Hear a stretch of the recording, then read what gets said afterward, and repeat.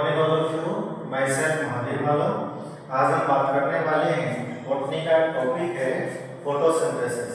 तो आइए स्टार्ट करते हैं। फोटोसिंथेसिस क्या होता है? देखो सबसे पहले हम बात करें फर्स्ट ऑफ ऑल कि जो फोटोसिंथेसिस वर्ड अपने पास है कौन सा वर्ड है? फोटोसिंथेसिस। ये जो फोटोसिंथेसिस वर्ड है ये डी था, यानी वो कौन से साइंटिस्ट हुए जिन्होंने फोटोसिंथेसिस टर्म इंट्रोड्यूस करी।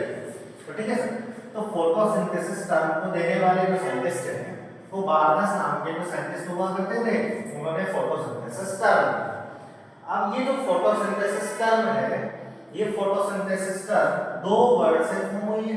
देखो सर, यहाँ से यहाँ तक वर्ड है फोटो या फोटोन पढ़ते हैं ना, फिर इसके अंदर क्वांटम थ्योरी के अंदर की लाइट जो आती है वो छोटे छोटे पैकेट्स की फॉर्म में होती है, तो फोटोन या क्वांटा के नाम से जाना जाता है। तो बस वर्ड यहाँ पर फोटो या फोटोन है, जिसका मीनिंग तो सनलाइट होता है। सेकंड वर्ड यहाँ पर लिखिएगा सर सिंथेसिस है। सिंथेसिस का मतलब होता है टू फॉर्म, यानी किसी चीज को बनाना या पुटिंग टुगेदर, एक साथ रख देना। तो होगा क्या सर, सनलाइट की प्रेजेंस में क्लोरोफिल मॉलिक्यूल्स जो होगा प्लांट्स के अंदर, वो कार्बन डाइऑक्साइड यानी CO2 और वाटर को साथ में रख देगा और इनसे जब ये फॉर्म कर लेगा C6H12O6, दैट इज ग्लूकोज। अपनी बॉडी के अंदर तो ग्लूकोज ग्लाइकोजन में जाता है, प्लांट्स की बॉडी के अंदर ये ग्लूकोज फर्दर स्टार्च में कन्वर्ट होकर के रह जाता है। तो होता क्या है फोटोसिंथेसिस में, कार्बन डाइऑक्साइड आएगी, वाटर मॉलिक्यूल होगा, दोनों कंबाइन करेंगे in the presence of chlorophyll molecule and sunlight, H plant की थ्योरी में आता है सनलाइट, तो क्या बन जाएगा ग्लूकोज। लेकिन सर एक बात है, ये जो फोटोसिंथेसिस की प्रोसेस होती है इसमें बाय प्रोडक्ट के रूप में फोटोसिंथेसिस में यूज ली जाती है कार्बन डाइऑक्साइड, बाय प्रोडक्ट की फॉर्म में फॉर्म हो जाती है ऑक्सीजन। तो प्लांट्स जो है ऑक्सीजन को as a by product form करते हैं। बाय प्रोडक्ट का मतलब मेन प्रोडक्ट ग्लूकोज है, इसके साथ जो बन जाएगा वो बाय प्रोडक्ट होगा। तो ऑक्सीजन जो है फोटोसिंथेसिस की प्रोसेस में as a by product form होती है। इसके अलावा सर ये जो इक्वेशन थी या जो रिएक्शंस थी फोटोसिंथेसिस की, इसको सीबी ऑन नील नाम के जो साइंटिस्ट थे उन्होंने भी, पहले पुरानी रिएक्शन चला करती थी, अब ये न्यू रिएक्शन है। इस रिएक्शन से वेरीफाई होता है कि बनने वाली जो ऑक्सीजन होती है प्लांट के अंदर वो कार्बन डाइऑक्साइड से नहीं आती। इस ऑक्सीजन का फॉर्मेशन वाटर मॉलिक्यूल करता है जो कि वो सॉइल से रहता है। अच्छा, इस फोटोसिंथेसिस में क्या होता है सर, ये मेरे पास मान लीजिए ये किसी प्लांट्स की लीफ, ये सर क्या है, किसी प्लांट्स की लीफ है और लीफ ग्रीन कलर की होती है। तो इस लीफ के अंदर क्या पाया जाएगा सर, क्लोरोफिल पिगमेंट होगा। क्लोरोफिल पिगमेंट किसके अंदर मिलेगा, क्लोरोप्लास्ट नाम का जो प्लास्टिड है उस प्लास्टिड के अंदर क्लोरोफिल मॉलिक्यूल्स रहा करते हैं।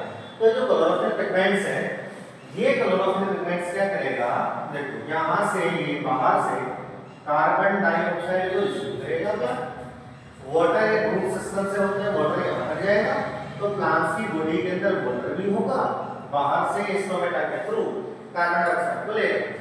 अब ये जो क्लोरोफिल मॉलिक्यूल है ये सनलाइट के प्रेजेंस में एक्टिव हो जाएगा, तो होगा क्या, कार्बन डाइऑक्साइड और वाटर पुटिंग टुगेदर यानी आपस में कंबाइन हो जाती है, पर यहाँ से सर क्या बन जाता है, C6H12O6 बन जाएगा, ग्लूकोज का फॉर्मेशन हो गया, oxygen as a by product form हो।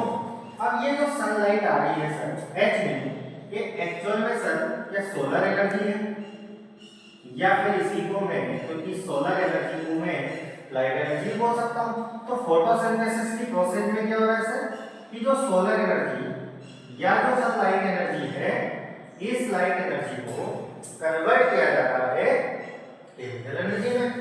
केमिकल एनर्जी माने C6H12O6, यानी जो ग्लूकोज फॉर्म हो रहा है ये केमिकल एनर्जी कहलाती है। तो नॉर्मली बेसिकली क्या हुआ फोटोसिंथेसिस में, CO2 थी, वाटर था, सनलाइट और क्लोरोफिल मॉलिक्यूल की प्रेजेंस में ग्लूकोज का फॉर्मेशन कर लेता है, oxygen as a by product form हो जाती है।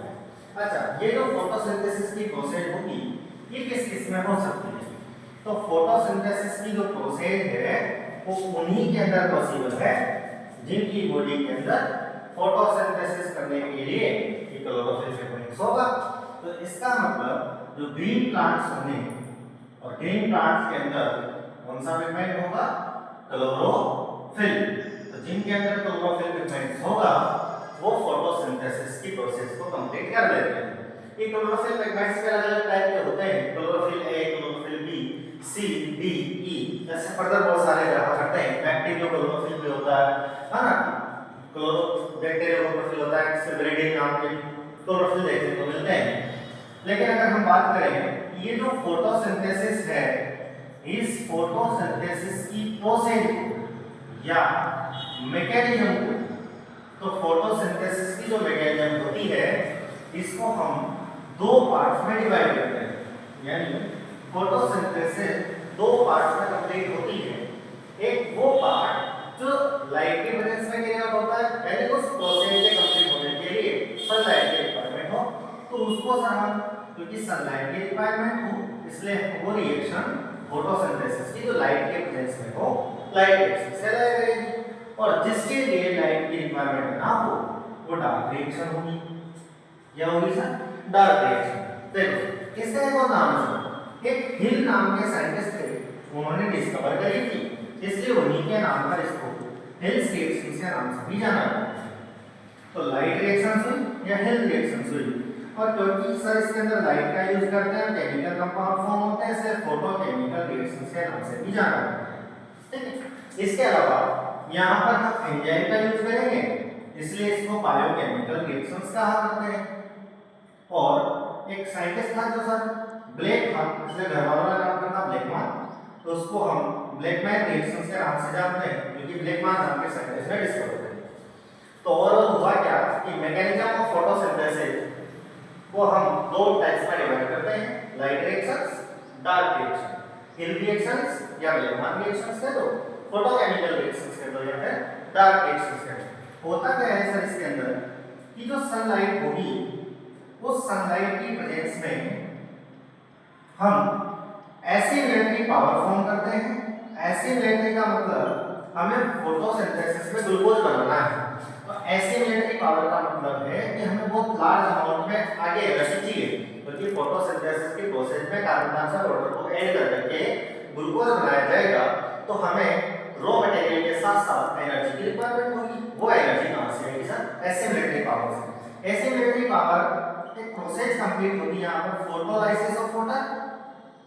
इस फोटोलाइसिस ऑफ वाटर से क्या होगा? ऑक्सीजन फॉर्म होती है, वाटर ब्रेकडाउन होता है और ऑक्सीजन फॉर्म होती है। जैसे दो मॉलिक्यूल्स अगर मैं वाटर के लूं तो मैग्नीज और क्लोराइड आयन के प्रेजेंस में फोटोसिस्टम सेकंड में, कहां सर? फोटोसिस्टम सेकंड में वाटर का ब्रेकडाउन होगा, तो यहां से सर 4H+ बन जाएंगे और अपने पास एक ऑक्सीजन का मॉलिक्यूल फॉर्म हो जाएगा, साथ के साथ 4 इलेक्ट्रॉन यहां से रिलीज होंगे। अब यहां पर ऑक्सीजन का बाय प्रोडक्ट की फॉर्म में बाहर चलेगी। ये जो 4H+ है और जो इलेक्ट्रॉन है H+ भी बाहर चले जाएंगे, और ये जो इलेक्ट्रॉन है ये ETS या इलेक्ट्रॉन ट्रांसपोर्ट सिस्टम या फिर जो फोटो सिस्टम होता है, इसमें एक इलेक्ट्रॉन एक्सेप्टर से दूसरे इलेक्ट्रॉन एक्सेप्टर से होते हुए जब जाएंगे तो बीच में ये ATP का फॉर्मेशन करेंगे। इसके अलावा NADPH+H+ का फॉर्मेशन करेंगे, जो कहलाएगी एसिमिलेटरी पावर। और इसी एसिमिलेटरी पावर का यूज करके हम इधर नॉर्मली C3 साइकिल या C4 साइकिल या कुछ प्लांट्स के अंदर KM साइकिल चला करेगी। अल्टीमेटली कोई सी भी साइकिल चले, लास्ट में हमें C3 साइकिल चलनी होती है, और C3 साइकिल से फाइनली अपने पास ग्लूकोज का फॉर्मेशन देखने को मिलेगा। ठीक है सर, इससे आगे की चर्चा हम नेक्स्ट